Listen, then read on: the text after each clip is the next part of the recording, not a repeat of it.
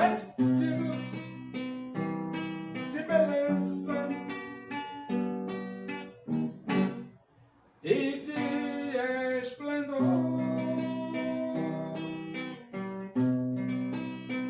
Receberão um corpo glorioso, a semelhança do corpo do Senhor.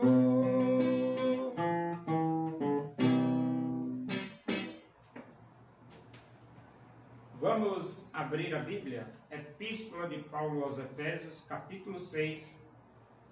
Vamos ler do versículo 21 até o versículo 22. Diz assim as Escrituras Sagradas, a palavra de Deus. E para que saibais também a meu respeito e o que faço, de tudo vos informará Tíquico, o irmão amado e fiel ministro do Senhor. Foi para isso que eu vou-lo enviei, para que saibais a nosso respeito e ele console o vosso coração. Paulo, ele precisava dar notícias aos irmãos, à igreja, né? Porque existia uma ligação entre Paulo e as igrejas da sua época.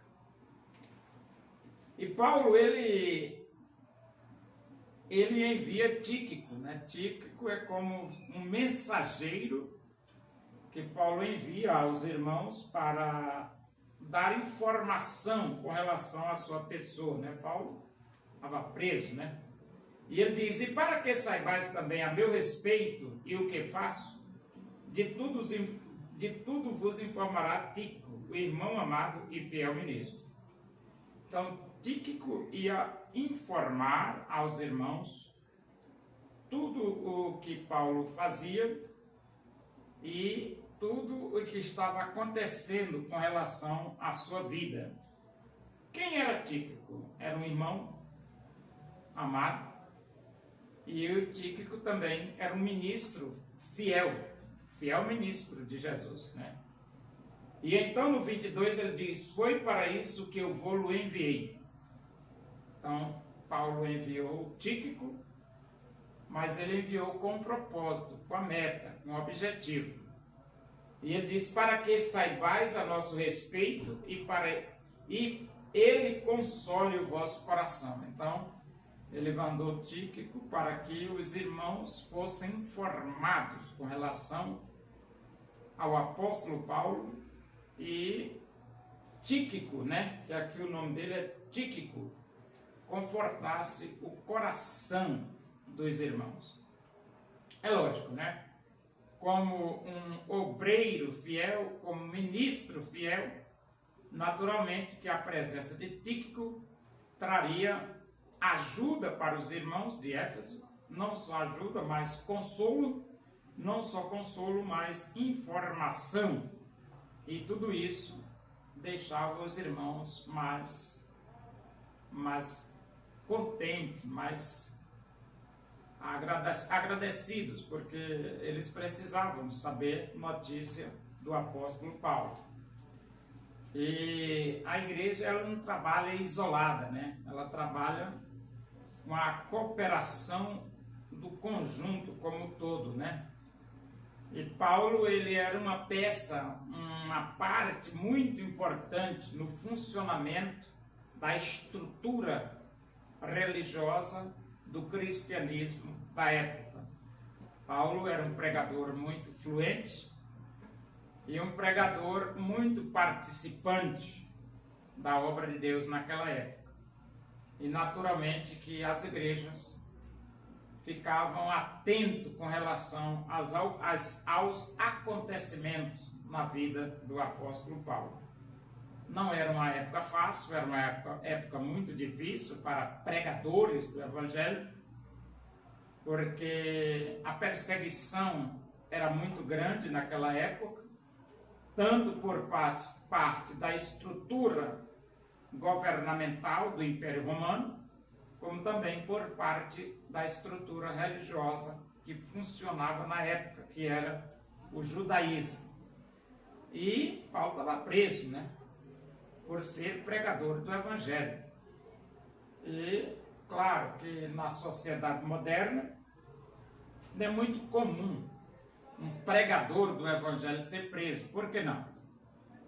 Porque nós temos, pela Constituição da República Federativa do Brasil, nós temos liberdade religiosa. E, tendo nós liberdade religiosa, naturalmente, que não é muito fácil prender um ministro do Evangelho de Cristo, pelo menos até o momento, né? Agora, Lula está querendo implantar o comunismo no Brasil, e o comunismo, o regime comunista, não respeita nem a Bíblia e nem respeita Deus. Só que nós não vamos permitir a implantação do comunismo no Brasil, porque nós somos 220 milhões de brasileiros, e os brasileiros, eles são voltados para Deus, eles gostam de Deus. Então não tem lógica nenhuma em implantar um regime governamental inimigo de Deus, que não gosta de Deus, não gosta da Bíblia, querer implantar o comunismo no Brasil. Não tem nem lógica um negócio desse. E nós não vamos permitir o Luiz Inácio Lula da Silva fazer isso. Pelo contrário, nós vamos tirá-lo do poder e colocar uma pessoa que teme a Deus, que busca a Deus, que respeita Deus, que adora a Deus e que conhece a Bíblia, a palavra de Deus. Porque bem-aventurada é a nação cujo Deus é o Senhor. Então Paulo enviou Tíquico aos irmãos para que Tíquico informasse aos irmãos com relação à sua vida e ao seu ministério.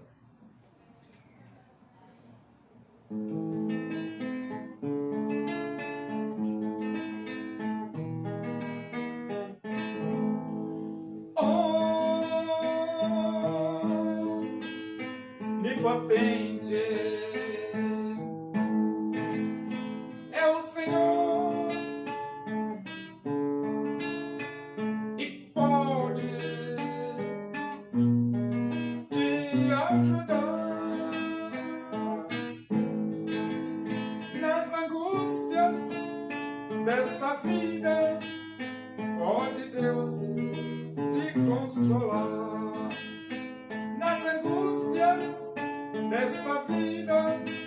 Pode Deus te consolar.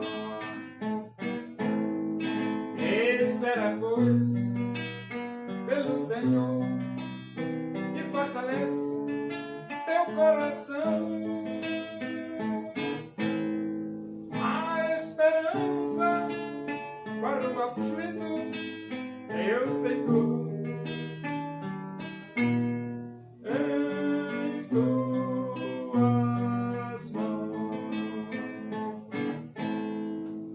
Oremos, agradecemos a Deus por esse momento na tua presença e que o amor de Deus, a graça do nosso Senhor Jesus Cristo, a comunhão e a consolação do Espírito de Deus sejam todos nós aqui e com todo o teu povo em toda a face da terra, hoje e para sempre. Amém. Boa noite, que Deus os abençoe.